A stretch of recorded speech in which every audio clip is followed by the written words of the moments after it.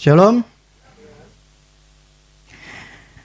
Oke, hari ini kita belajar kebenaran firman Tuhan. Terus saya katakan kita akan belajar mengerti yang namanya sangkal diri dan pikul salib. Oke, yuk firman Tuhannya langsung aja. Lukas 9 ayat 23. Katanya kepada mereka semua, semua orang yang mau mengikut aku, ia harus menyangkal dirinya, memikul salibnya setiap hari, dan mengikut aku. Oke. Nah, di sini Tuhan berkata kepada murid-muridnya gitu ya. Setiap orang yang mau ngikut aku. Nah, arti kata ikut itu artinya adalah menyertai orang berpergian atau melakukan sesuatu seperti sebagaimana dikerjakan oleh orang lain. Jadi istilahnya gini, saya ikut dong, mau ikut ke misalnya ikut jalan-jalan. Nah berarti kan berpergian atau sama-sama gitu loh dengan orang yang ya mungkin sebagai leadernya. Oke, yuk kita mau pergi kemana gitu ya. Nah di sini katakan juga, jadi arti kata mengikut Tuhan itu adalah jadi berjalan, menyertai atau mengikut Tuhan kemanapun dia berpergian. Ya. Terus pertanyaan begini, kenapa kita harus ngikut Tuhan? Mau ngapain ngikut Tuhan? Ya kan? Jadi yang namanya ngikut Tuhan berarti Tuhan ada di depan kita ngikutin dia gitu loh. Ya. Nah, kenapa kita mau mengikuti Tuhan? Kenapa kita mau mengikut atau berjalan, ngikutin Tuhan kemanapun dia berpergian, kemanapun dia pergi? Karena Tuhan itu membawa kita ke tempat yang membuat kita bahagia. Ke jalan yang benar, yang baik, yang mendatangkan kebaikan dan menguntungkan kita. Nah, tapi masalahnya Tuhan ngomong gini, yang mau mengikut dia. Jadi Tuhan tidak pernah memaksa untuk seseorang mengikuti dia. Maka dikatakan setiap orang yang mau ngikut aku. Jadi artinya sebuah keputusan di kita mau ikut Tuhan atau tidak. Jadi itu Tuhan tidak memaksa, apalagi mengancam. Kayak tadi pagi ya saya dapat WA yang isinya pesan. Ayo pesan ini kirim kepada yang lain. Sampaikan kepada yang lain. Tuhan itu mengasihi kita, Tuhan itu bla bla segala macam. Nah orang yang menyampaikan ke orang lain lagi itu akan mendapatkan kebahagiaan atau mendapatkan sebuah rezeki lah atau apalah gitu ya. Nah kalau yang tidak, dia akan mengalami hal-hal yang tidak enak segala macam. Saya dapat WA, pernah nggak dapat WA kayak gitu? Ngaco. Tuhan tidak pernah mengancam, maksudnya mengancam. Kalau nggak ngelakuin ini diancam gitu loh. Tuhan itu tidak tergantung dengan SMS.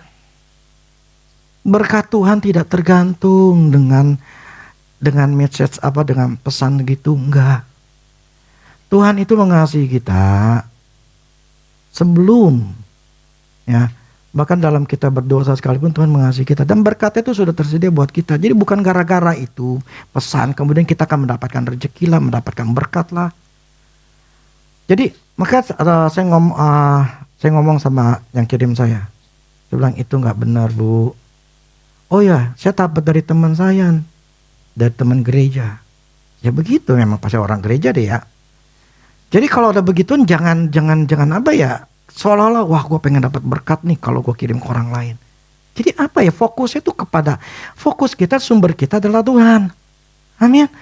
Jadi bukan hal seperti itu. Hidup, ntar saya sini. Jadi bukan karena itu gitu loh. Nah, kalau mau ngikut Tuhan, di sini ada sebuah pilihan. Mau, barang siapa yang mau ikut aku, di sini katakan ada syaratnya. Kita ingin mendapatkan gini, Tuhan itu membawa kita kepada jalan yang benar atau membawa kita kepada tempat yang membuat kita baik, bahagia gitu loh. Tapi untuk menuju ke sana, Tuhan ngomong, ia harus ada syaratnya. Ia harus menyangkal dirinya, pikul salib. Jadi kita harus memutuskan terlebih dahulu, kalau mau ngikut Tuhan tuh ada 2 syarat, mau enggak? Kalau pengen ngikut Tuhan di tempat yang dimana, gini, dia adalah gembala yang baik, dia akan menuntun ke padang rumput yang hijau, ke sungai untuk minum gitu. Artinya kan dia akan membawa kita kepada hal-hal yang benar, hal yang bagus. Tapi problemnya, orang yang mau ngikut Tuhan, ia harus menyangkal diri dan pikul salib setiap hari. Jadi ada 2 syarat yang harus kita lakukan selama kita mau ngikut Tuhan. Syarat pertama adalah menyangkal diri. Nah, arti kata menyangkal artinya mengingkari, tidak mau mengakui, tidak membenarkan, melawan atau menolak. Jadi penyangkalan adalah sebuah sikap yang menyatakan bahwa suatu pernyataan atau dugaan itu tidak benar. Nah, jadi menyangkal diri artinya kita tidak mau mengakui atau membenarkan sifat atau tindakan dalam diri kita yang bertentangan dengan firman Tuhan. Artinya apa? Kita menyangkali. Contoh gini. Ketika ada sebuah serangan untuk kita yang namanya, tiba-tiba kita menjadi khawatir, tiba-tiba ada serangan ketakutan. Mana lu buat bayar ini lu nggak bisa. Ini ada masalah nih yang membuat lu harus kalau nggak ada duit lu nggak bakal bisa gitu. Nah, ketika ada serangan seperti itu, kita harus menyangkal diri kita, menolak yang namanya ketakutan, kekhawatiran dalam diri kita. Kita harus melawan, kita sangkal, enggak! Dengan kekhawatiran, aku adalah anak Allah, aku diberkati. Allah tahu setiap kebutuhanku. Jadi aku tidak akan mau khawatir. Aku percaya kepada Allah yang akan selalu memberikan berkat buat saya. Jadi kita menyangkal sesuatu yang salah, sesuatu yang negatif, sesuatu yang berdosa untuk kita menolak supaya itu tidak kena ke kita. Nah, misal juga kita mau nyangkal masalah kemarahan. Ada orang gini, ada orang yang sifatnya itu yang sangat mudah emosi marah, emosi sedih gitu loh. Jadi ketika ada sesuatu dia langsung bisa sedih, begitu meloknya gitu, begitu tertekannya karena pengaruh. Jadi gini, di dalam manusia itu ada punya apa namanya, secara psikologi itu ada apa namanya, 4 jenis karakter, tapi saya nggak mau bahas. Maksudnya begini, di dalam ketika kita tahu di dalam diri kita ada yang namanya sifat karakter kekurangan dalam diri kita. Itu yang harus kita sangkali, harus kita tolak, harus kita lawan.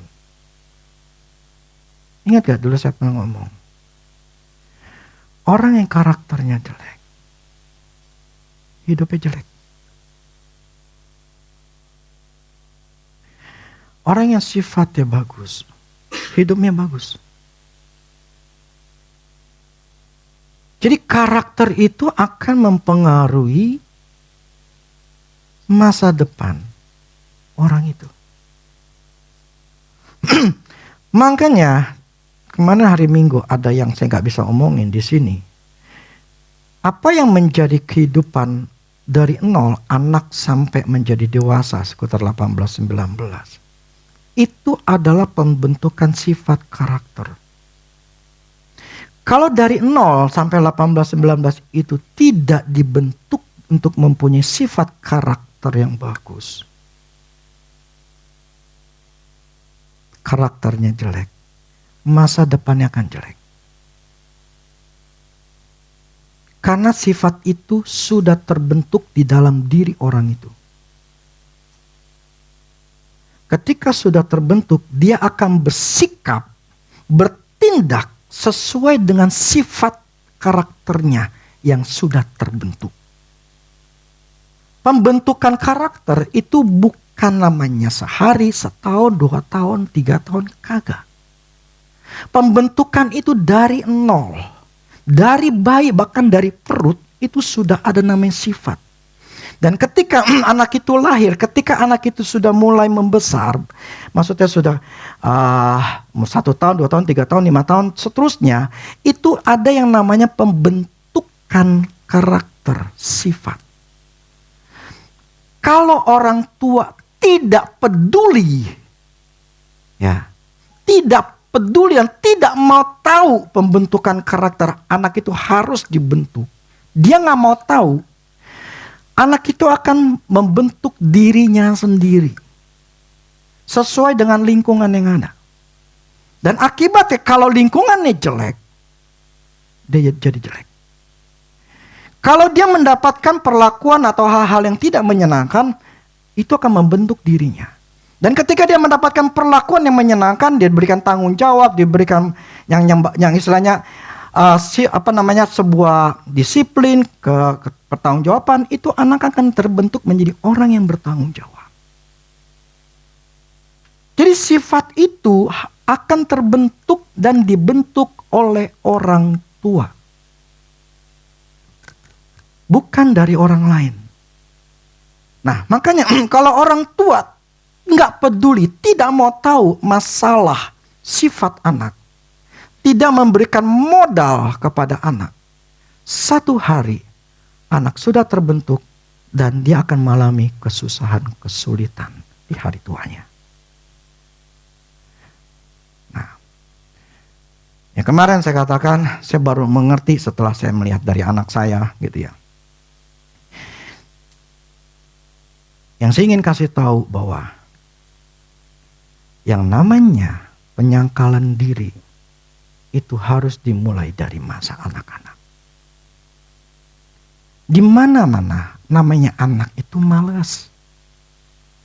Di mana-mana anak itu nggak suka tuh namanya makan sayur. Pasti nggak suka makan sayur, pasti malas, pasti nggak disiplin, pasti nggak mungkin nggak. Itu sifat manusia. Tetapi itu harus dibentuk. Anak ini harus mengerti mana yang baik, mana yang tidak. Contohnya masalah makan sayur. Mereka nggak mau. Tapi yang saya rasakan, sayur itu ada di piring dia. Makan. Nggak mau babi, makan. Makan. Dari kecil. Apapun makanan, mereka harus makan.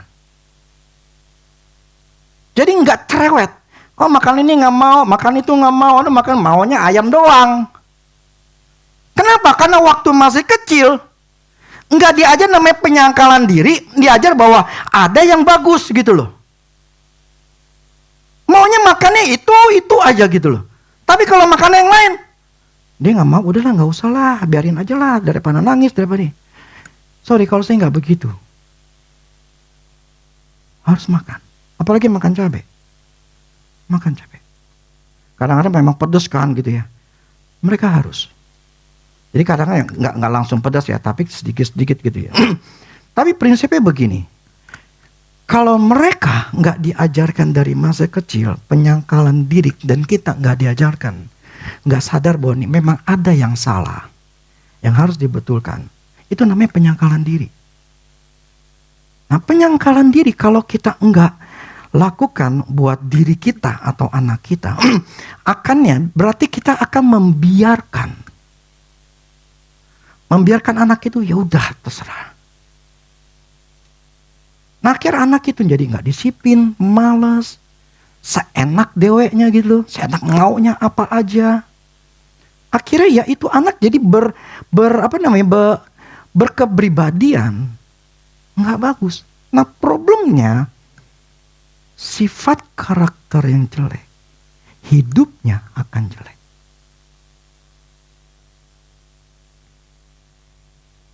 Saya kasih contoh. Saya selalu ngomong sama anak saya begini, dari masih kecil.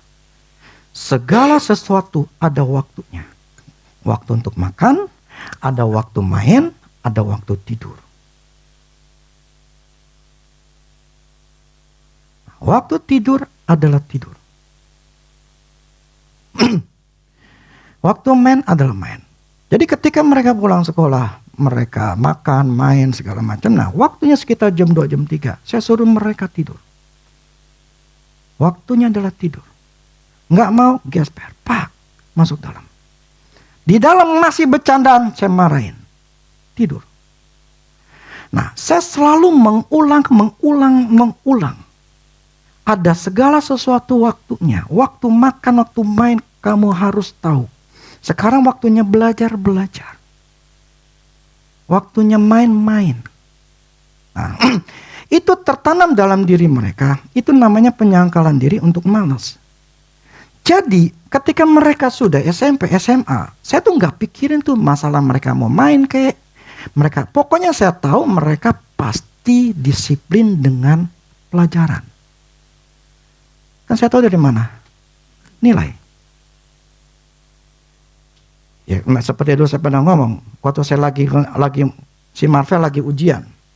Pas saya lagi masuk kamarnya, dia lagi main game. Marvel, kenapa kamu main game? Ntar papi, abis ini Afel baru belajar. Sudah. Saya lepasin mereka. Yang saya tahu hasilnya nilai bagus. Waktu kemarin aku sebelum ke Jepang, saya bilang kamu mesti harus nilai lebih tinggi ya dibanding kelas 2. Karena untuk kamu bisa dapat beasiswa mesti tinggi. Iya papi. Lepas. Saya nggak ngontrol dia. Ya padahal kadang saya lihat lagi main. Tapi tanggung jawab itu sudah ada. Yang saya taruh dari masih kecil. Jadi ketika waktunya belajar, dia belajar. Waktunya dia main terserah, main game. Tapi ketika waktu belajar. Sehingga nilainya nggak masalah. Ya nilai paling banyak 8. Tapi yang saya maksud gini, itu namanya penyangkalan diri, itu membuat kita menjadi lebih baik hidupnya. Kalau sifat karakter kita jelek, hidup kita akan jelek. Karena nggak mau nyangkal diri kita. Orang yang suka, orang yang melo itu orang yang mudah sekali sedih, mudah sekali terkena, itu langsung melo, nangis, terus dia khawatir, dia gimana gitu ya. Itu adalah orang yang selalu mencegah berkatnya Tuhan. Dan orang yang suka marah, itu mengumbar emosinya. Itu akan mempermalukan dirinya sendiri dan akan membuat berkat-berkatnya itu susah. Maka firman, kalau engkau mau mengikut aku, sangkal diri, pikul salib. Kalau engkau ingin mengikut aku untuk ke tempat yang membuat engkau bahagia, engkau harus sangkal dirimu untuk tidak melakukan hal-hal yang salah, hal yang jahat. Dan pikul salib. Kita manusia itu penuh dengan kedagingan. Maka Tuhan katakan setiap hari. Untuk belajar firman Tuhan. Itu butuh yang namanya sangkal diri. Namanya males. Ya kan? Itu kita mesti nyangkal. Kak, gue mesti belajar firman Tuhan. Tapi ini males banget. Mendingan gue nonton lah, mendingan gue main lah, mendingan gue jalan-jalan lah. Itu yang namanya hidup menyangkal diri adalah hidup tahu mana yang lebih baik.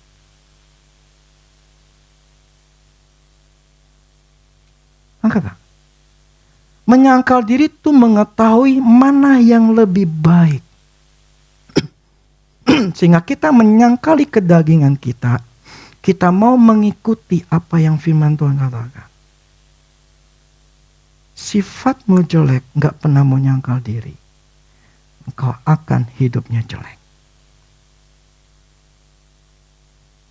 Kalau wanita yang suka misalnya marah-marah sama suaminya,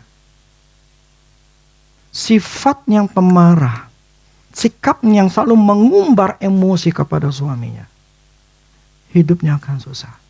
Ini contoh yang minggu lalu kita pelayan, ada satu orang, dia diguna-guna sampai ke ruang ICU. Akhirnya ketika saya ngomong-ngomong sama suaminya, sama mertuanya, ini mulut istrinya itu jahat. Dia sendiri pun sebagai suami direndahin sama dia. Mulutnya kasar, jahat. Lumrah kalau ada orang yang sakit hati diguna-guna. Mungkin pada waktu dia nyakitin orang lain dengan perkataan yang tajam, orang itu gak senang, dia kirim. Itu sifat jelek, karakter jelek, itu yang menyusahkan dia. Jadi kita harus bisa menyangkali hal-hal yang salah dalam hidup kita. Menyangkali kedagingan, sifat-sifat yang jelek. Karena itu yang akan membuat kita jadi susah. Kalau kita mau ngikut Tuhan, artinya kita ingin berada di tempat di mana Tuhan berada. Tuhan ingin kita semua itu diberkati. Secara finansial, secara tubuh, kesehatan. Ya. Di dalam keluarga, itu semua Tuhan ingin berkati kita. Makanya Tuhan katakan ikutlah aku. Tapi waktu ngikutin Tuhan, kita harus ada syaratnya. Sangkal diri, pikul salib. Gak mau, ya sudah, sok silakan. Hiduplah semaunya. Lah hidup semaunya itu dia. Mau marah-marah, mau nangis-nangis, mau khawatir-khawatir, mau ngamuk ya ngamuk. Satu hari kamu akan kena batunya. Kayak yang ini, istrinya di ini. Kena batunya. Karena mulutnya yang jahat. Kena batunya. Ini real. Nah, tujuan menyangkal diri agar kita tidak mau menuruti sifat atau karakter yang jelek di dalam diri kita. Yang bertentangan dengan firman Tuhan. Dan juga untuk menolak untuk melakukan dosa. Kita menolak untuk melakukan hal-hal yang jahat. Karena jati diri kita sudah diubahkan menjadi manusia baru. Kita masih mengetahui apa yang menjadi kelemahan kita. Kita tahu masing-masing kelemahan kita. Itulah yang harus kita sangkal diri kita setiap hari. Karena kita mau ikut Tuhan. Mengikut Tuhan itu gak mudah. Untuk kita diberkati itu gak mudah. Untuk kita hidup sukses itu bukan hal yang mudah. Itu ada penyangkalan diri. Jadi kalau saya ngajari masalah kemakmuran, itu bukan hal yang mudah. Kalau saya mengajar untuk kita diberkati, itu bukan hal yang mudah. Karena semua ada penyangkalan diri. Enggak sangkal diri, enggak dapat. Karena memang itu, semua yang bertentangan dengan firman Tuhan, ya, yang membuat kita menjauh dari Tuhan, itu akan membuat kita ya gak akan terima semua berkatnya Tuhan. Berkat Tuhan itu jadi menjauh. Bukan karena Tuhan tidak mau berkati, kitanya yang membuat itu menjauh.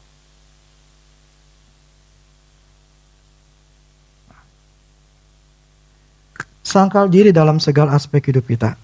Sebagai orang Kristen yang pertama, aspek pertama, untuk kita Tuhan yang nomor satu. Artinya kita harus mengutamakan Tuhan setiap hari. Carilah Tuhan, carilah kebenaran, carilah kerajaan Allah terlebih dahulu, maka semua akan tambahkan padamu. Artinya Tuhan ingin kita sangkal diri kita untuk melakukan hal-hal yang lain. Tapi kita mengutamakan Tuhan terlebih dahulu. Amin. Karena Allah menginginkan itu, kita ini semua tuh hidupnya bahagia. Betul gak sih? Nah, untuk mau ikut untuk kita bahagia, Tuhan katakan ikut aku gitu loh. Ikut aku, kemanapun aku berada, ikut aku gitu. Nah, untuk ikut aku, Tuhan kata kau harus sangkal diri. Karena aku ingin membawa engkau ke tempat yang enak. Nah, tempat yang enak kau ngikut aku. Nah, dalam perjalanan kau ngikut aku, ada yang namanya penyangkalan kedagingan kita gitu loh. Misal kita harus nyangkal daging kita nih yang otaknya duit gitu loh. Yang hatinya di uang gitu loh. Yang mikirannya uang. Tuhan bilang, lu sangkal. Jangan hatimu di uang. Jangan engkau khawatir.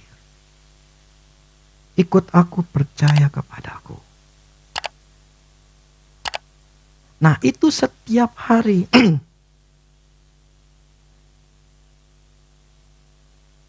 Makanya saya sedang begini.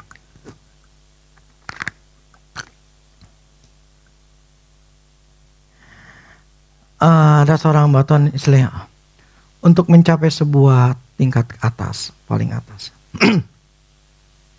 Untuk kita yang jadi kepala.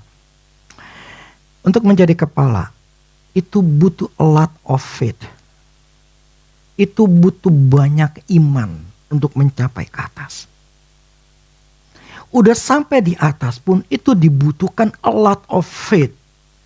Banyak iman untuk tetap berada di posisi atas.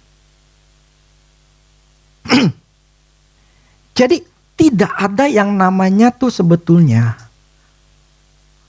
aman di dalam dunia ini. Karena segala sesuatu bisa berubah. Kalau kita tidak sadar untuk mempertahankan. Setingginya orang, kalau dia tidak mempertahankannya, satu hari itu bisa jatuh. Jadi dibutuhkan a lot of faith, dibutuhkan penyangkalan diri. Ketika dia mau ke atas, itu butuh penyangkalan diri. Sangkal kemalasan, sangkal keserakahan, sangkal ketakutan, sangkal kekhawatiran, sangkal rakus gitu ya. Contoh yang misalnya makanan, tapi entar lah. Itu hal-hal yang harus kita lakukan untuk bisa mencapai sebuah posisi atas. Itu tidak mudah. Jadi gini loh. Untuk seseorang 5 aspek hidup kita ini bagus. Itu butuh penyangkalan diri di 5 aspek ini. Makanya nomor 1 adalah Tuhan. Kita harus sangkal yang lain-lain ya. Utamakan Tuhan. Ketika ada sesuatu yang membuat kita menjauh dari gereja, dari pelayanan, kita tolak. Enggak. Itu namanya kita nyangkal. Saya mau tetap pilih gereja. Saya tetap pilih Tuhan. Makanya saya senang anak saya istilahnya. Yang paling ini si Marvel waktu di sana dia ya selalu ke gereja. Ada temennya yang dari Indo sama satu SMA. Akhirnya sudah sangat jarang ke gereja. Nah, itu kan jadi menjauh dari Tuhan. Nah, ketika anak saya ini ternyata dengan temannya dalam satu apartemennya itu semuanya ke gereja. Tiap hari ke gereja. Tidak ada hari tanpa ke gereja. Karena di sana tempat dia nongkrong juga gitu loh. Tempat dia ngobrol, tempat dia ngerjain PL segala macam. Nah, itu membuat saya jadi rasa aman. Nah, jadi mengutamakan Tuhan supaya dia nggak kemana-mana. Nah, temannya ini yang sudah jarang ke gereja akhirnya berteman dengan yang lain. Yang jauh dari Tuhan. Nah, ya, sifat karakter jadi berbeda. Sangkal diri dalam hidup kita. Yang pertama adalah kita harus mengutamakan. Kedua, kita menyangkal diri ketika kita sebagai posisi seorang istri yang selalu misalnya pengen ngomel sama suami. Ini yang satu yang saya layanin, ini yang kita layanin. Karena dia yang punya duit ya, itu suaminya jadi hina. Jadi, nah posisi sebagai seorang istri, kita harus menyangkal bahwa saya ini seorang istri. Saya tidak boleh menanduk suami. Tapi saya harus bisa mengasihi, bisa tunduk sama suami. Itu harus ada penyangkalan. Demikian juga posisi suami. Dia harus sangkal diri. Merendahkan istrinya yang gak akan bisa apa-apa misalnya. Atau ya gak sayang sama dia. Pentingin istilahnya suami yang pentingin keluarga yang lain. Ada yang kayak begitu dulu, kita pernah pelayanan. Gitu loh. Jadi dia mementingkan orang tuanya dibandingin istrinya. Posisi sebagai anak harus tunduk sama anak atau orang tua. Itu adalah penyangkalan diri. Kemudian masalah kesehatan. Sangkal diri untuk makannya berlebihan. Ya kan, sangkal diri untuk bisa untuk suka sayur lah, suka yang lain lah. Itu kan kita harus sangkal diri. Gue mesti jaga diri gue. Gue gak boleh malas. Hal-hal seperti itu adalah sebuah penyangkalan yang harus kita lakukan. Jadi dalam 5 aspek hidup kita ini, itu semuanya harus ada penyangkalan diri. Jadi kalau mau kita hidupnya bahagia dalam 5 aspek, semuanya sangkal diri. Terus masuk ke dalam pikul salib. Nah, arti kata pikul ya itu artinya membawa beban atau barang di atas bahu.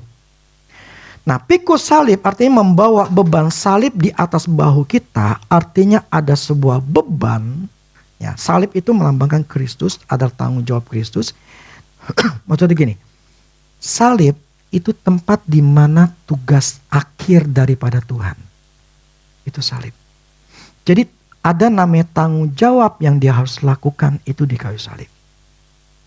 Jadi namanya kita mikul salib, arti kita memikul sebuah beban di dalam diri kita untuk berjalan, untuk ngikut Tuhan. Jadi gini, Tuhan di depan kita nih. Tuhan ngomong, sangkal diri, pikul salib. Jadi waktu kita ngikut Tuhan, kita lagi mikul salib. Mikul salib, ngikutin Tuhan. Artinya ada sebuah beban, ada tanggung jawab yang harus kita lakukan sebagai orang Kristen. Matius 11 ayat 28 sampai 30.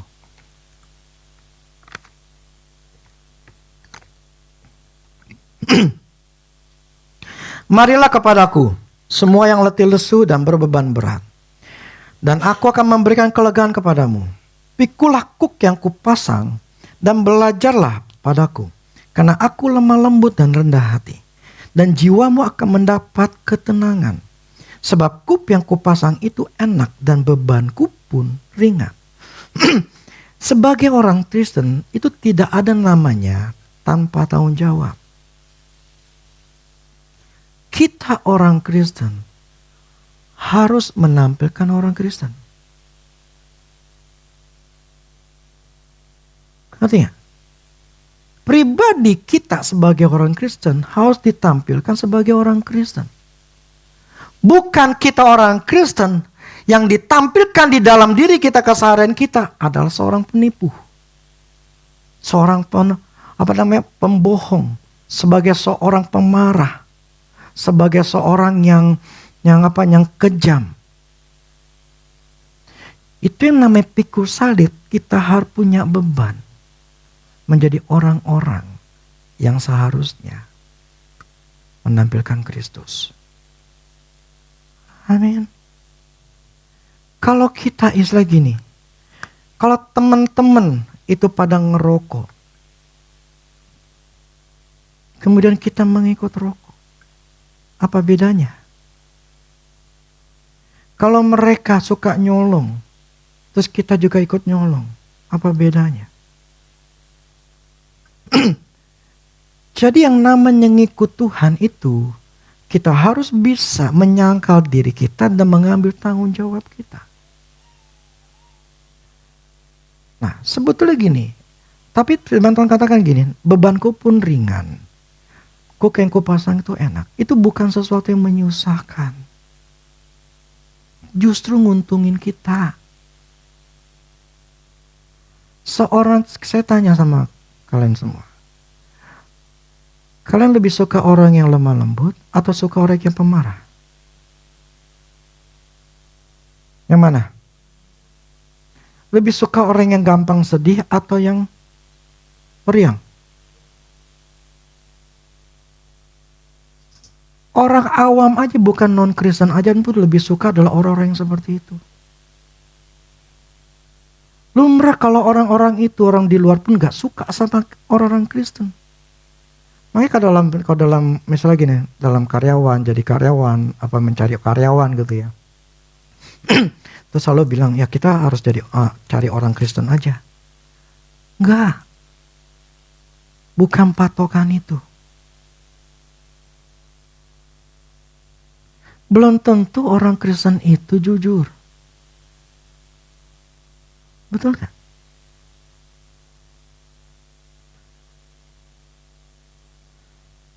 Jadi nggak bisa patokan itu. Tetapi kita sebagai orang Kristen ya seharusnya jujur.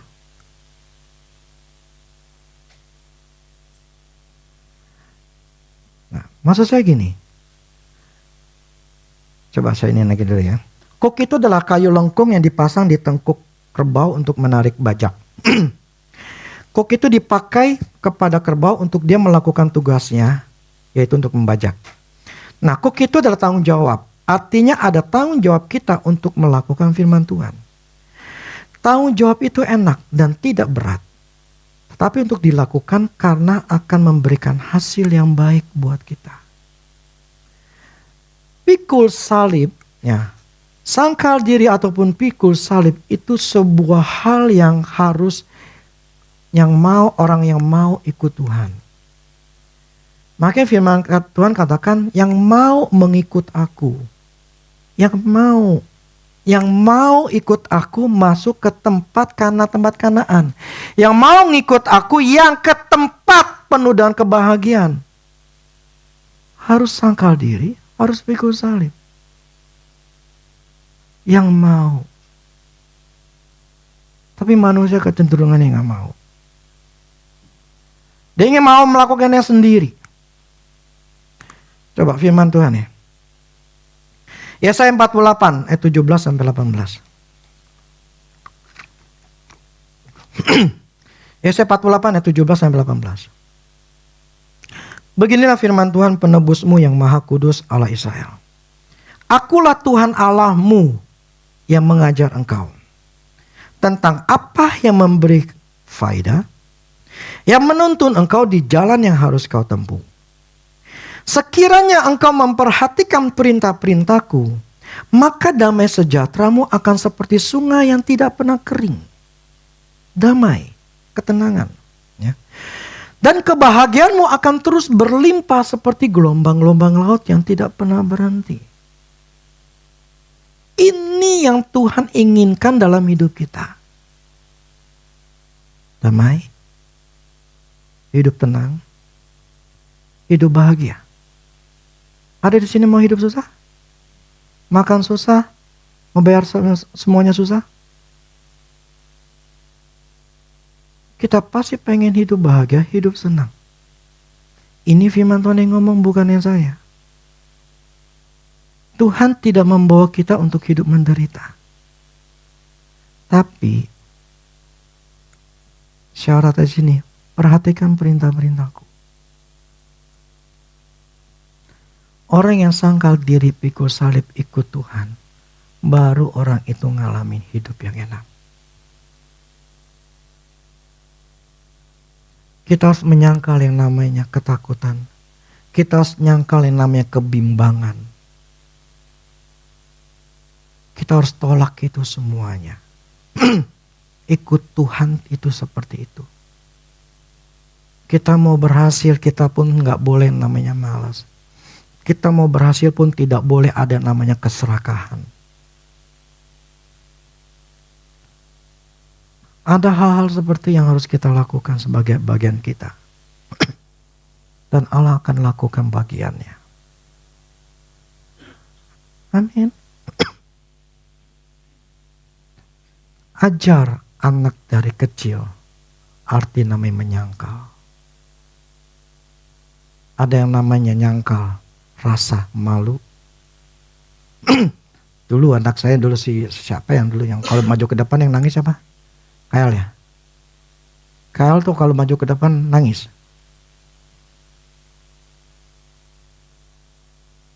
Kalau saya mendiamkan, itu anak ya seterusnya begitu. Gak berani tampil. Nah, saya harus membawa dia untuk sangkal diri dia. Dia tahu gak boleh seperti itu. Ya paling simpel adalah ya ketika dia minta sendok, ternyata kemarin si Marvel juga ngalamin yang sama gitu loh. Kemarin dia cerita waktu masih kecil ya dulu papi pernah katanya minta ke satpam, nanya satpam, dia ngomong dulu Avel nggak berani, tapi papi suruh nanya sama satpam. Nah maksud saya kayak hal seperti itu. Kalau orang tua nggak ngajarin anak dan tidak punya sense yang kuat, gue harus betulin anak gue karena gue tahu ini sifat jelek nih, ini nggak boleh, jadi harus dirubah. Nah itu harus ada usaha yang kuat, tergantung nih seberapa besar jeleknya kadar jeleknya. Kalau semakin berkerak susah, semakin effortnya lebih kuat. Tapi kalau sifatnya ya jeleknya cuma sedikit, ya tinggal beberapa kali latihan selesai. Tapi kalau yang sudah terlalu dalam, wah itu effortnya latihan tuh mesti berkali-kali baru bisa. Nah itu mengajar yang namanya menyangkal diri. Rasa tidak percaya diri untuk ngomong sama orang. Itu saya paksa untuk Kael atau anak saya yang lain untuk berani. Kalau saya diamkan, itu anak gak akan pernah berani pada waktu nantinya. Nah, sekali lagi, karakter jelek, hidup jelek. Karakter bagus, hidup bagus. Kita masing-masing tahu sifat mana yang jelek yang mesti dirubah. Kalau itu masih dalam hidup kita dan selalu ada di dalam hidup kita dan kita tidak mau rubah, kita tidak mau sangkal, kita tidak mau spego salim, hidupmu akan selalu jelek. Kenapa saya waktu kemarin bicara masalah keuangan, hati di uang? Kan itu sifat jelek, itu karakter jelek, hati di uang. Walaupun yang pelepasan tidak semuanya mengalami pelepasan. Bahkan ada yang tanda kutip ya, punya alasan. Dan tidak bisa. Ketika kita dikasih tahu, kita tahu nih ada karakter yang jelek di sini. Terus kita menganggap hal biasa. Hal biasanya akan terus berlanjut. Dan hidupmu tidak akan berubah. Tetapi kalau ketika diberitahukan ini ada sifat karakter yang jelek di hatimu, ada yang gak benar. Dan kemudian kita mau membereskan diri kita. Kita akan mengalami perubahan. Gak berubah dalam, tidak ada penyangkalan diri. Hidupmu tidak akan pernah berubah. Gak akan. Saya berubah, kan isi saya berubah.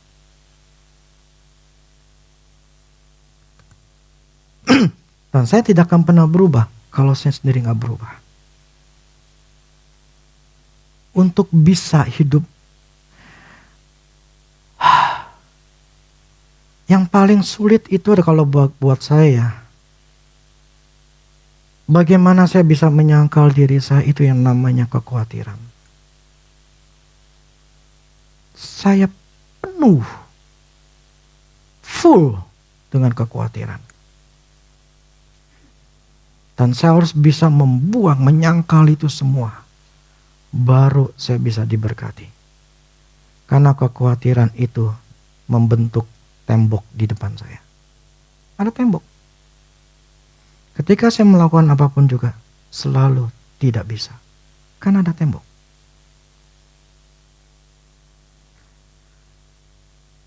Karena saya nggak menyangkal diri, saya nggak hidup berusaha untuk membereskan dalam diri saya. Tapi ketika saya mulai, makanya gini, fokus sama Tuhan. Jangan fokusin ke uang, bukan fokusin kepada masalah, fokusnya kepada Tuhan. 100% kau berikan kepada Tuhan, waktumu sama Tuhan. Fokus, jangan mikirin masalah, jangan mikirin namanya keinginanmu atau sebuah janji. Bahkan kemarin saya lupa ngomong sama siapa tuh ya.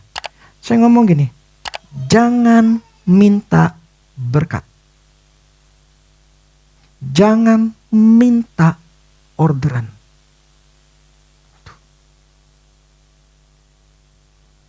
Kalau kita minta berkat, otak kita di duit.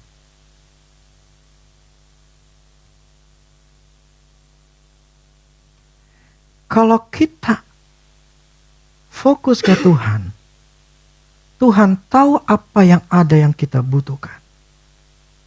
Tuhan lihat hati kita tidak di uang. Karena firman yang katakan gini, berkat Tuhanlah yang menjadikan aku dapat uang, dapat kaya. Artinya apa? Fokusnya Tuhan, berkat Tuhanlah yang membuat aku dapat orderan. Artinya Tuhan ingin berkat itu dariku. Fokus kepadaku. Bukan kepada kerjaan, orderan. Orang yang hatinya uang pasti akan mikirin uang. Dan selalu minta berkat. Selalu minta uang dan bagaimana caranya dapat duit. Tapi orang yang hatinya ke Tuhan, hatinya bukan di duit. Dia tidak mikirin duit. Karena prinsipnya berkat Tuhan. Tuhan yang ngasih. Artinya dia gak pikirin uangnya. Gue pikirin Tuhan. Kenapa? Hatinya gak di uang, hatinya di Tuhan. Tuhan lihat, oke, hati lu kepadaku. Tuhan itu cemburu. Itu masalahnya. Firman yang ngomong. Dia tidak mau dirinya itu dinomor duakan di hati kita. Dia pengen dia nomor satu ketika dia, ya itu firmannya ketika dia menempatkan Tuhan sebagai nomor satu. Disitulah Tuhan lihat, berkatkulah yang mendatangkan.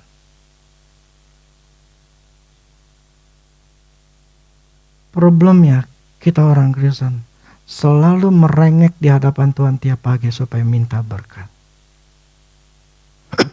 Salah.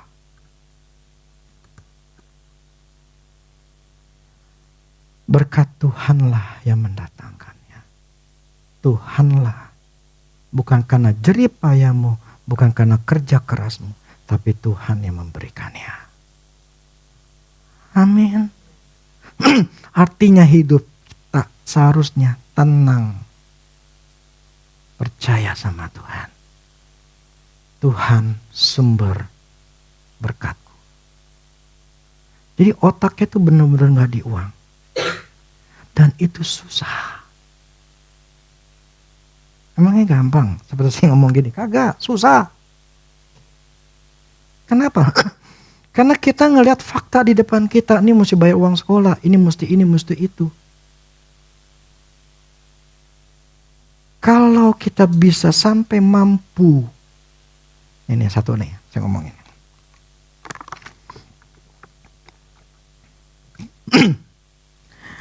Iman yang paling tinggi,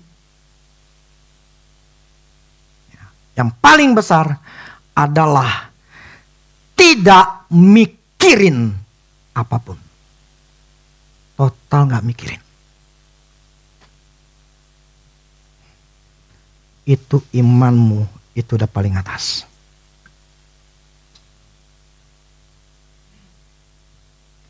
Imanmu udah paling top. Kalau kita sudah sampai posisi di mana enggak mikirin apa-apa, percaya penuh sama Tuhan, untuk Tuhan yang bukain jalan, imanmu paling top di situ. Disitulah berkatnya sangat besar. Sebetulnya saya mau ngomong minggu depan, tapi saya ngomong sekali di sini deh. Kemarin satu saya udah ngomongin. Nih, siap-siap. Imanmu kecil, kuasa Tuhan kecil. Imanmu tidak ada,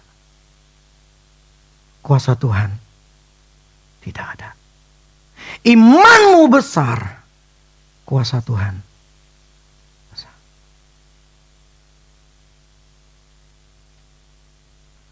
Posisimu ada di mana? Itu minggu depan saya akan khotbah. Jadi kita yang menentukannya.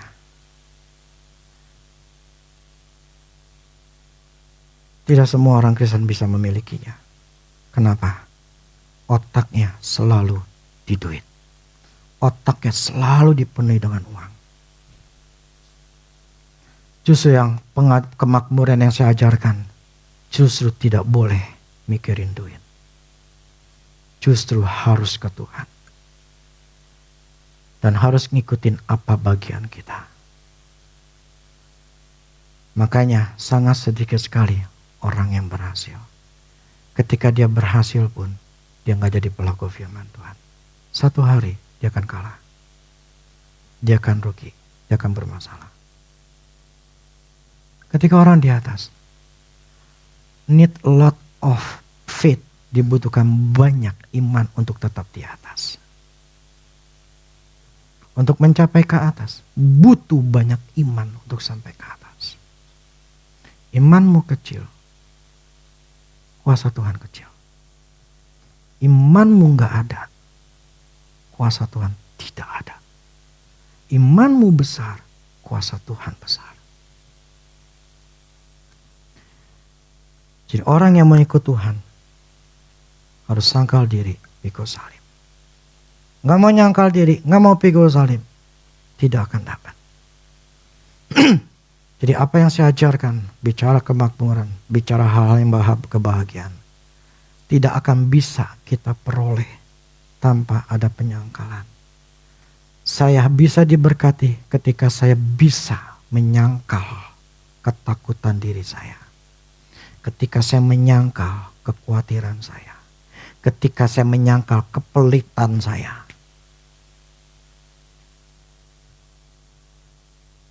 Dan ketika saya keluar dari itu semua, baru berkat Tuhan itu turun. Makanya tidak semua orang itu mampu, karena mereka tidak mau mengambil waktu untuk Tuhan.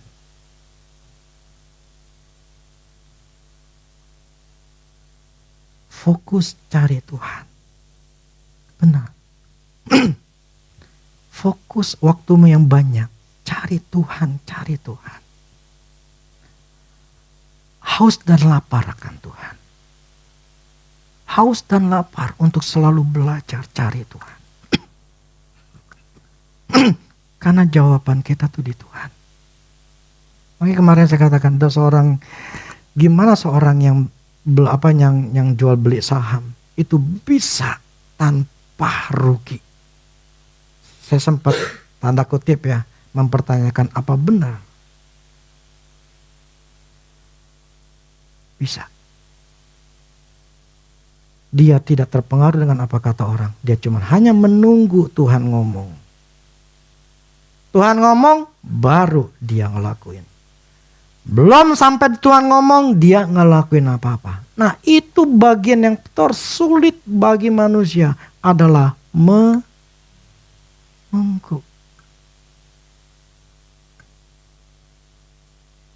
Mampu gak? Kalau mampu dapat. Makanya dia selalu bisa untung. Jadi kalau apa ya, Tuhan itu memang apa ya, memang luar biasa aja gitu. Tergantung kita makanya. Kalau kita mau ikut Tuhan ya, kalau ada orang ngomong gini, waktu kalau jangan ngajarin tuh, kalau ngikut Tuhan itu pasti diberkati. Ngikut Tuhan tuh pasti kaya. Enggak juga. Kalau memang orang itu benar-benar ikut Tuhan yang benar, pasti kaya. Orang yang benar-benar ikut sama Tuhan pasti diberkati. Tapi problemnya ikut Tuhan benar apa enggak? Nah, kalau bilang ikut Tuhan bisa diberkati, bisa. Pasti diberkati. Kalau percaya, pasti. Bisa kaya? Bisa. Waktu ngajarin gak benar, jadi otaknya duit, kagak. Justru otak di duit gak bakal kaya. Justru kalau otaknya duit terlalu cari Tuhan karena berkat, gak bakal diberkatin. Jadi kalau datang hanya untuk berkat, nggak bisa. Nggak? Karena untuk bisa diberkati, untuk kaya itu namanya sangkal diri. Pikul salib. Jadi tidak semudah itu. Apakah bisa? Ya bisa. Karena itu janjinya yang ngomong, bukan saya. Itu diberkati. Anak, istilah anak sehat, anak pinter, ya kan? Kita punya uang, kita bahagia, semuanya bahagia. Itu memang bagian dari kita. Itu firman Allah katakan, tapi tidak gratis. Nah ya, kebahagiaan itu bukan terjadi dengan sendirinya ya. Kebahagiaan tidak terjadi dengan sendirinya. Tidak gratis, tidak dijual di Super Indo. Itu harus diupayakan. Harus diusahakan. Mau bahagia keluarga, suami harus melakukan fungsinya, istri melakukan fungsinya. Baru bisa bahagia.